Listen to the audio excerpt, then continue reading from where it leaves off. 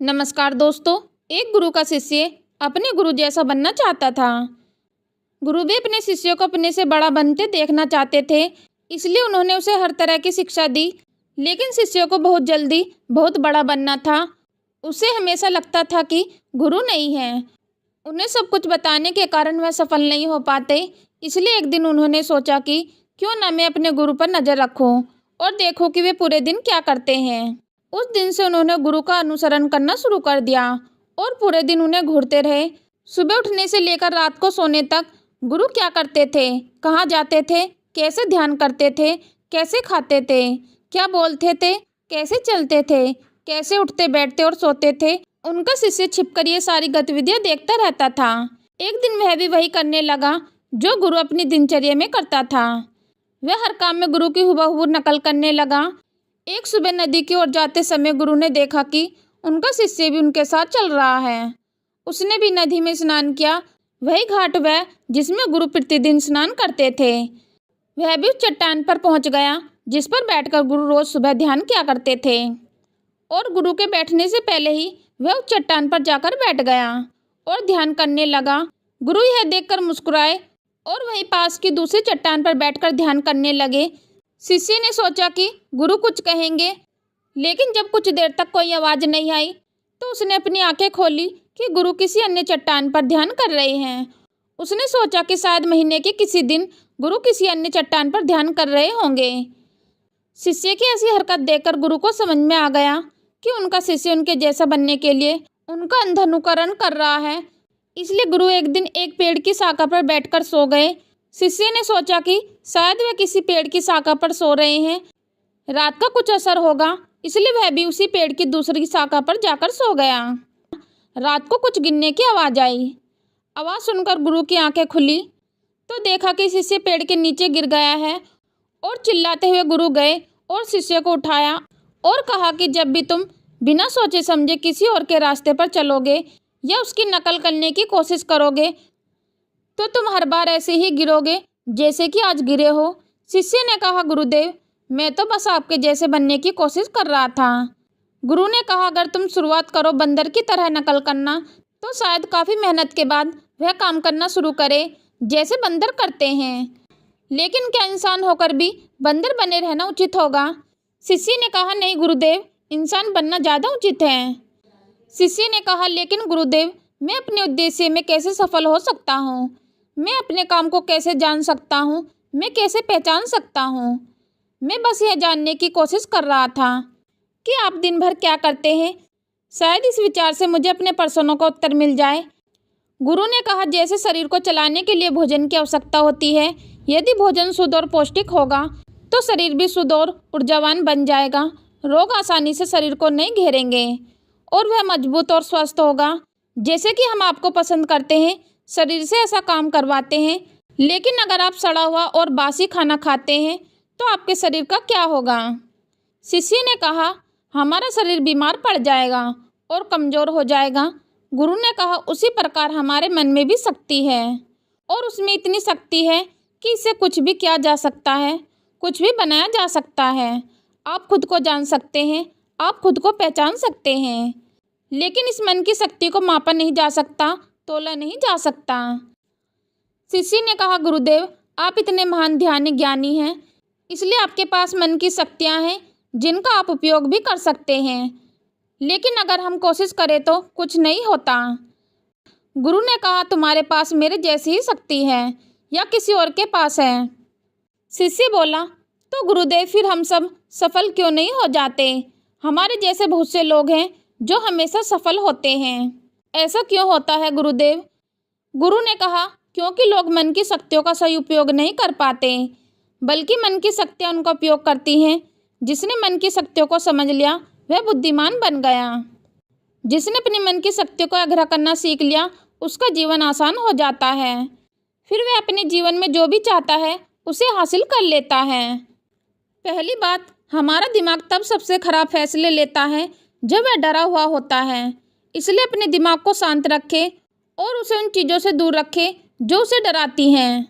दूसरी बात, सफलता पाने के लिए और शांति हमें हर रोज़ कुछ समय एकांत में बिताना चाहिए।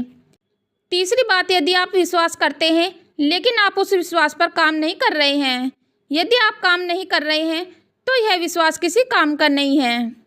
शिष्य ने गुरु से कहा, क्या आप मुझे मेरे मन की शक्तियाँ दिखा सकते हैं? मैं उन्हें समझ नहीं पा रहा हूँ। गुरु ने कहा, हाँ, मैं आपको आपके मन की शक्तियाँ दिखा सकता हूँ, लेकिन इसके लिए आपको मेरा एक काम करना होगा। क्या आप मेरा एक काम कर सकते हैं? शिष्य ने कहा, हाँ गुरुदेव, आप कहे तो मैं आपका काम जरूर करूँगा। गुरु ने कहा, काम ज़्यादा कठिन नहीं है, आपको बस इतना करना है कि अपने मन में उठने वाले विचारों को लकड़ी के टुकड़ों की तरह व्यवहार करना है और हर विचार के साथ एक छड़ी उठाएं और उसे झोपड़ी के अंदर रख दें। और यह काम आपको अगले 1 महीने तक करना है। ध्यान रखें, एक विचार के लिए एक छड़ी की आवश्यकता होती है ताकि आपका कोई भी विचार आपसे बच ना सके। और साथ ही एक और बात, ज्ञान प्राप्ति और ध्यान के बारे में जो आपके मन में विचार आते हैं उनकी छड़ियाँ कुटिया के बाहर रख दें। शिष्य ने कहा, जो भी गुरुदेव का आदेश होगा मैं बिल्कुल वैसे ही करूँगा जैसे आपने कहा है। तब से शिष्य अपने विचारों को देखने लगा और जब भी कोई विचार आता उसके मन में वह तुरंत एक छड़ी उठाता और झोपड़ी के अंदर रख देता। ऐसा करते करते 1 महीना बीत गया तो शिष्य गुरु के पास गया और बोला, गुरुदेव 1 महीना बीत गया और मैंने बिल्कुल वैसे ही किया जैसे आपने कहा था। अब आप मुझे मेरी शक्तियाँ दिखाइए। गुरु शिष्य के साथ उस झोपड़ी में गए जहाँ उन्होंने लकड़ियाँ इकट्ठा की थी। गुरु ने देखा कि पूरी झोपड़ी लकड़ी के छोटे छोटे टुकड़ों से भरी हुई है, यहाँ तक कि कुछ लकड़ियाँ झोपड़ी के बाहर भी गिरी हुई हैं। गुरु ने पूछा, तुम्हारे ज्ञान के विचारों की लकड़ियाँ कहाँ हैं? शिष्य बाहर पड़ी कुछ लकड़ियाँ गुरु के सामने लेकर आया और कहा, ये ज्ञान और ध्यान के विचारों की लठियाँ हैं। गुरु ने उन लठियों को गिनने को कहा। जब शिष्य ने लठियाँ गिनी तो केवल 24 लठियाँ थीं। गुरु ने कहा, अब तुम्हें बस एक काम और करना है, क्या तुम कर सकते हो? शिष्य बोला, हाँ गुरुदेव, आप आदेश दें। गुरु बोले, ये जो लकड़ियाँ तुमने इकट्ठी की हैं इन्हें एक साथ बांधकर उस नदी में बहा दो। गुरु की यह बात सुनकर शिष्य घबरा गया और बोला, गुरुदेव ये कैसे संभव है? मैं कैसे कर पाऊँगा इतनी सारी लकड़ियों का वजन उठाने के लिए?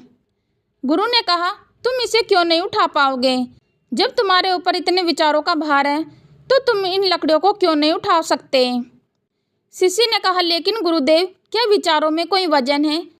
गुरु ने कहा, विचारों में भी वजन होता है। देखो, तुम्हारे व्यर्थ विचारों के बोझ के नीचे कितने काम विचार, ज्ञान और ध्यान के विचार हैं।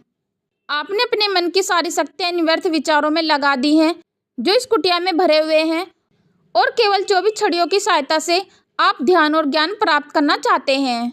शिष्य को अपनी गलती का एहसास हुआ। वह बोला, आप सही कह रहे हैं गुरुदेव, लेकिन क्या करूँ अब? गुरु ने कहा, यदि तुम अपने ज्ञान और ध्यान की ओर बढ़ना चाहते हो, यदि यही तुम्हारा लक्ष्य है, तो इन व्यर्थ विचारों को नदी में बहा दो। शिष्य ने कहा, लेकिन गुरुदेव, मैं एक साथ इतनी सारी लाठियाँ अपने सिर पर नहीं उठा पाऊंगा। गुरु मुस्कुराए और कहा, इसलिए इन्हें एक एक करके फेंक दो। 1 महीने में, 2 महीने में, 1 साल में, 2 साल में, जितना समय लगे ले लो, लेकिन इन बेकार विचारों को अपने दिमाग से बाहर निकाल दो। याद रखें, जब आप कोई विचार चूक जाते हैं तो केवल एक ही छड़ी की आवश्यकता होती है। शिष्य ने जो लकड़ियाँ सिर्फ 1 महीने में इकट्ठी की थी, उन्हें फेंकने में उसे 3 साल लग गए। जब उसे एक विचार याद आया तो उसने एक छड़ी नदी में फेंक दी और अब केवल 24 ही बचे थे, ध्यान और ज्ञान।